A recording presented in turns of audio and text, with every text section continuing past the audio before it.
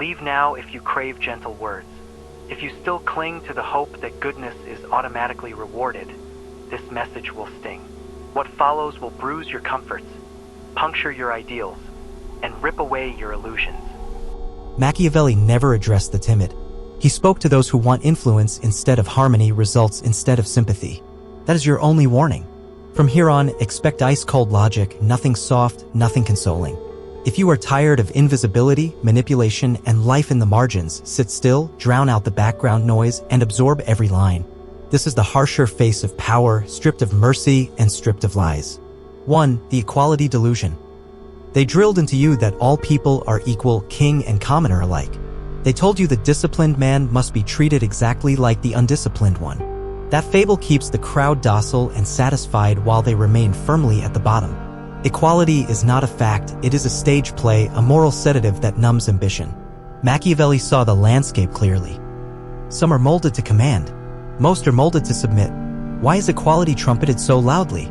Because convincing everyone that every opinion holds equal weight silences the insightful. Labeling all effort identical discourages the relentless.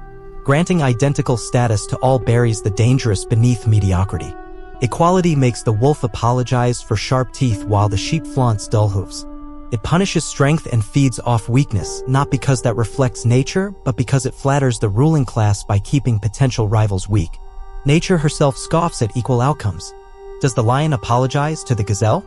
Does a hurricane pause for the humble? Hierarchy and brutal honesty govern the wilderness. Only the useful endure, only the formidable flourish. So when the chorus chants, "We're all the same," what they truly mean is, stay in your lane. Don't rise, don't dominate, don't outshine us. If you possess sharper focus, fiercer discipline, and broader vision, then you deserve wider freedom, broader influence, and tighter control. If you lack those traits, reality will not gift them to you. Equality breeds entitlement, not excellence. It tells the idle he deserves what the diligent earns. It assures the self-proclaimed victim he is just as valuable as the warrior. It trains the weak to demand rather than to improve. That is why modern culture overflows with grievance and empty outrage. Voices clamoring for attention after building nothing. Reject that poison. Respect, position, and platform are to be earned. Hierarchy isn't oppression. It is the map. If you dislike your placement, climb higher. In the real world, the empire builder is not equal to the chronic complainer. The woman commanding respect is not equal to the one begging for it. And the stoic decade grinder is not equal to the addict of daily comforts. Equality is a flattering snare. Its sweet talks you into paralysis. 2. Mercy, luxury or liability. From childhood you were told to forgive instantly, to show endless kindness. Machiavelli would smirk and ask, "What did your mercy purchase, and what did it cost you?" Mercy is not a virtue in power. It is a tactic, and misused, it becomes a trap. Once others learn you are habitually merciful, they will test you. Bend rules, cross lines, spill lies, because experience tells them you will let it pass. Downfall begins there. Machiavelli's maxim rings out. It is safer to be feared than loved, when one cannot be both. Why safer? Because love invites comfort. Fear enforces caution. When people sense danger behind your calm, they think twice before slighting you. Being feared shields you better than being adored ever could.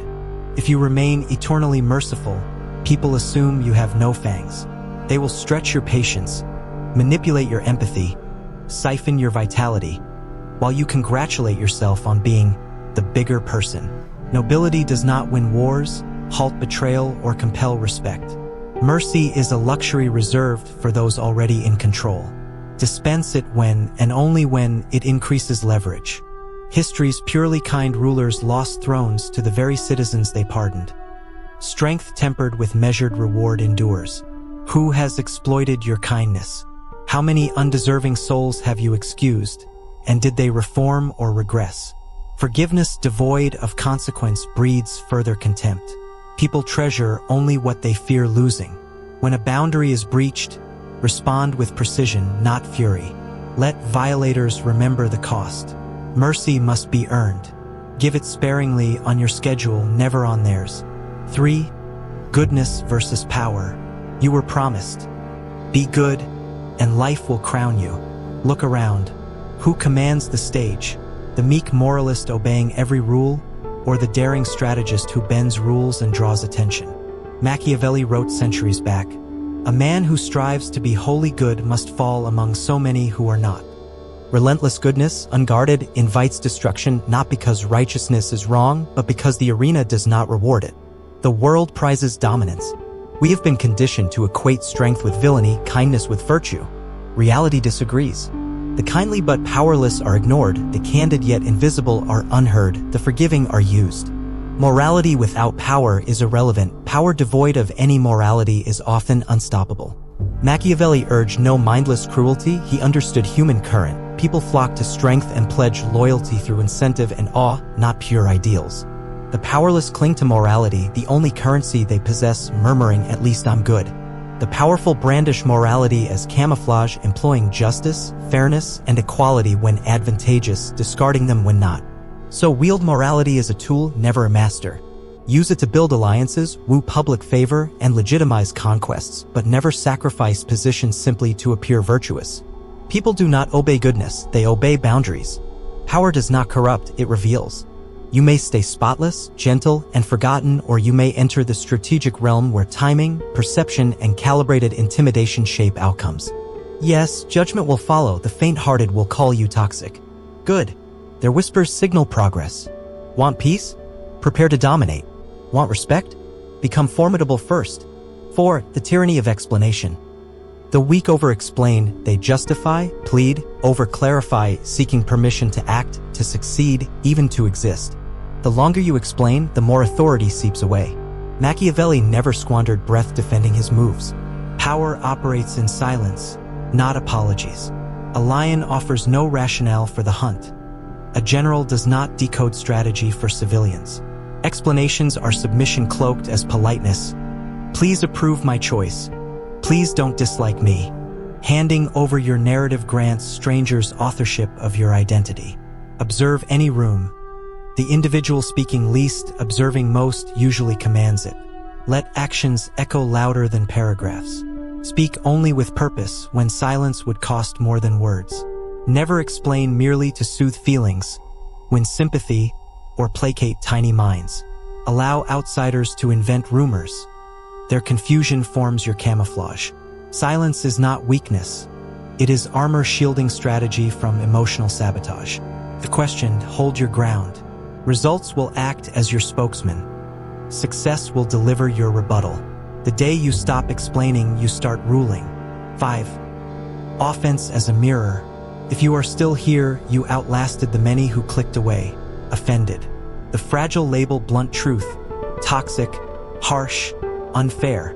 That programming shields them from facing their own smallness. Weakness is not just physical or emotional.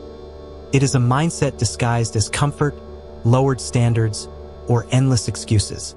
These minds recoil from raw truth because it exposes the gap between what they could be and what they choose to be. This message was never meant for the multitude. Power is not democratic. Clarity is not mass-produced. It exists to separate the comfort seekers from the control seekers, the sensitive from the savage. Offense is a mirror. When a statement pierces you, ask why. It likely spotlights a flaw you have dodged or a greatness you fear. Most smash the mirror, the strong study it. Machiavelli wrote for that minority, the hidden wolves among sheep. 6. Your choice. You have absorbed every ruthless lesson. Now decide, revert to softness and universal approval, or sharpen your edge. Walk taller, speak less, radiate controlled menace. Stop apologizing for wanting more. Yes, you will lose admirers. They will say you changed, became cold, distant, calculating. Excellent. Let them chatter. Empires rise on a mountain of offense. Let onlookers gossip while you move in silence. Let doubters sneer while you refine your strategy.